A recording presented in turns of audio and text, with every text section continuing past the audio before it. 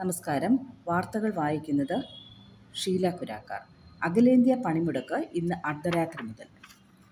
Aryan 64 rocket വിക്ഷേപണം നാളെ. വിരമിച്ച അധ്യാപകർക്ക് പുരസ്കാരം. മെഡിക്കൽ കോളേജ് അധ്യാപകരുടെ OP ബഹിഷ്കരണം 16-ന് പുനരാരംഭിക്കും. അന്തിമ വോട്ടർ പട്ടിക 21-ന്.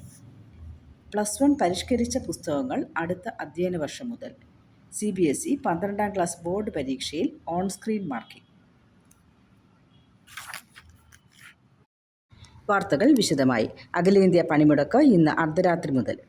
കേന്ദ്ര സർക്കാർ നയങ്ങൾക്കെതിരെ സംയുക്ത ട്രേഡ് യൂണിയൻ സമിതിയുടെ 24 മണിക്കൂർ അഖിലേന്ത്യാ പണിമുടക്ക് ഇന്ന് അർദ്ധരാത്രി ആരംഭിക്കും. ലേബർ കോഡുകൾ പിൻവലിക്കുക, മഹാത്മാഗാന്ധി തൊഴിലുറപ്പ് പദ്ധതി പുനഃസ്ഥാപിക്കുക, കർഷക വിരുദ്ധ നയങ്ങൾ പിൻവലിക്കുക, വൈദ്യുതി നിയമ ഭേദഗതി പിൻവലിക്കുക തുടങ്ങിയ ആവശ്യങ്ങൾ ഉന്നയിച്ചാണ് പണിമുടക്ക്. CPM, CPI അടക്കമുള്ള രാഷ്ട്രീയ പാർട്ടികളും കർഷക തൊഴിലാളി സംഘടനകളും സർക്കാർ അധ്യാപക സംഘടനകളും പണിമുടക്കിൽ പങ്കെടുക്കുമെന്ന് CITU അഖിലേന്ത്യാ സെക്രട്ടറി എളമരം കരീം പറഞ്ഞു. അവശ്യ സർവീസുകളെ പണിമുടക്കിൽ നിന്ന് ഒഴിവാക്കിയതായും ബലപ്രയോഗമോ അക്രമമോ ഉണ്ടാകില്ലെന്നും അറിയിച്ചു. ആര്യൻ 64 റോക്കറ്റ് വിക്ഷേപണം നാളെ. യൂറോപ്പിൻ്റെ ഏറ്റവും കരുത്തേറിയ ബഹിരാകാശ വിക്ഷേപണ വാഹനം ആര്യൻ 64 റോക്കറ്റിൻ്റെ ആദ്യ ദൗത്യം നാളെ ഫ്രഞ്ച് ഗയാനയിൽ നടക്കും. 4 ബൂസ്റ്ററുകളുള്ള റോക്കറ്റായ ഇതിന് ഏകദേശം 63 മീറ്റർ നീളവും 5.4 മീറ്റർ വ്യാസവും 8.6 ലക്ഷം കിലോഗ്രാം വിക്ഷേപണ ഭാരവുമുണ്ട്. യൂറോപ്യൻ ബഹിരാകാശ ഏജൻസി ESA വികസിപ്പിച്ച് ആര്യൻ സ്പേസ് പ്രവർത്തിപ്പിക്കുന്നതാണിത്. വിരമിച്ച അധ്യാപകർക്ക് പുരസ്കാരം. സർവകലാശാലകളിൽ നിന്ന് വിരമിച്ച അധ്യാപകർക്കായി forum of retired university teachers ഏർപ്പെടുത്തിയ എക്സലൻസ് അവാർഡ് 5 പേർക്ക്.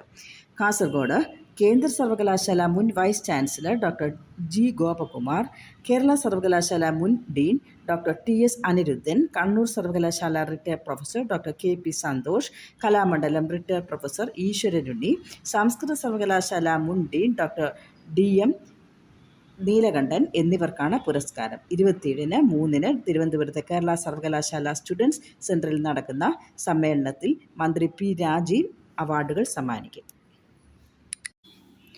മെഡിക്കൽ കോളേജ് അധ്യാപകരുടെ OP ബഹിഷ്കരണം 16-ന് പുനരാരംഭിക്കും.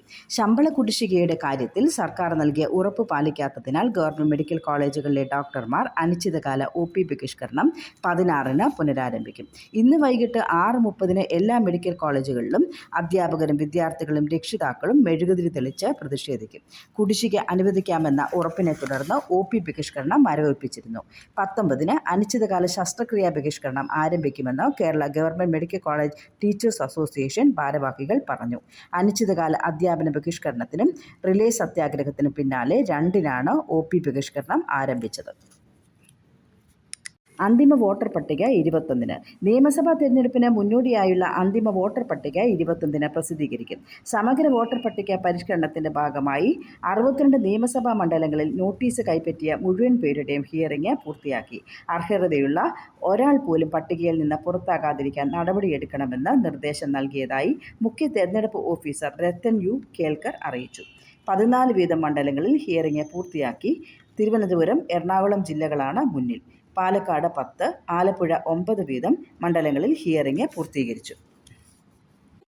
+1 പരിഷ്കരിച്ച പുസ്തകങ്ങൾ അടുത്ത അധ്യയന വർഷം മുതൽ. 15 വർഷത്തിനു ശേഷം പരിഷ്കരിച്ച +1 പാഠപുസ്തകങ്ങൾക്ക് കരിക്കുലം കമ്മിറ്റിയുടെ അംഗീകാരം. ഭാഷാ വിഷയങ്ങൾ, കമ്പ്യൂട്ടർ സയൻസ്, ജേർണലിസം, ഗാന്ധിയൻ പഠനം, ഹോം സയൻസ്, ഇലക്ട്രോണിക്സ് തുടങ്ങിയ വിഷയങ്ങളുടെ 41 പാഠപുസ്തകങ്ങളാണ് SCERTയുടെ നേതൃത്വത്തിൽ പരിഷ്കരിച്ചത്. വരുന്ന അധ്യയന വർഷം ഈ പുസ്തകങ്ങളായിരിക്കും പഠിപ്പിക്കുക. +2-നും 2027-28 മുതൽ പുതിയ പാഠപുസ്തകങ്ങളാകും. കേന്ദ്ര സിലബസ് അനുസരിച്ച് NCERTയുടെ 41 പാഠപുസ്തകങ്ങളും +1-ന് പഠിപ്പിക്കുന്നുണ്ട്. ഇവയ്ക്ക് പകരമുള്ള പുസ്തകങ്ങളും സംസ്ഥാനം സ്വന്തം നിലയ്ക്ക് തയ്യാറാക്കുന്ന കാര്യം പിന്നീട് പരിഗണിക്കുമെന്ന് മന്ത്രി V. ശിവൻകുട്ടി അറിയിച്ചു. CBSE 12ാം ക്ലാസ് ബോർഡ് പരീക്ഷയിൽ on screen marking. 12ാം class board പരീക്ഷയിൽ ഈ വർഷം മുതൽ ഓൺ സ്ക്രീൻ മാർക്കിംഗ് അവതരിപ്പിക്കാൻ CBSE ഒരുങ്ങുന്നു. ഇതോടെ ഉത്തരക്കടലാസുകൾ അധ്യാപകർക്ക് കമ്പ്യൂട്ടറിൽ പരിശോധിക്കാനാകും. മാർക്കുകൾ കൂട്ടുന്നതിലെ പിഴവുകൾ ഒഴിവാക്കാൻ ഓൺ സ്ക്രീൻ രീതി സഹായിക്കുമെന്നാണ് വിലയിരുത്തൽ. വേഗത്തിലുള്ള മൂല്യനിർണ്ണയം സാധ്യമാകുമെന്നും പരീക്ഷാ കൺട്രോളർ സന്യം ഭരദ്വാജിൻ്റെ സർക്കുലറിലുണ്ട്.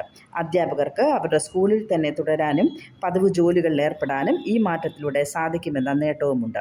ഡിജിറ്റൽ മൂല്യനിർണ്ണയത്തിനായി മികച്ച കമ്പ്യൂട്ടർ ലാബുകൾ, അതിവേഗ ഇൻ്റർനെറ്റ്, തടസ്സമില്ലാത്ത വൈദ്യുതി എന്നിവ ഉറപ്പാക്കാൻ സ്കൂളുകൾക്ക് നിർദ്ദേശം നൽകി. 10ാം ക്ലാസ് മൂല്യനിർണ്ണയം പഴയതുപോലെ തുടരും. അടുത്ത വാർത്താ ബുള്ളറ്റിനുമായി വീണ്ടും കാണാം.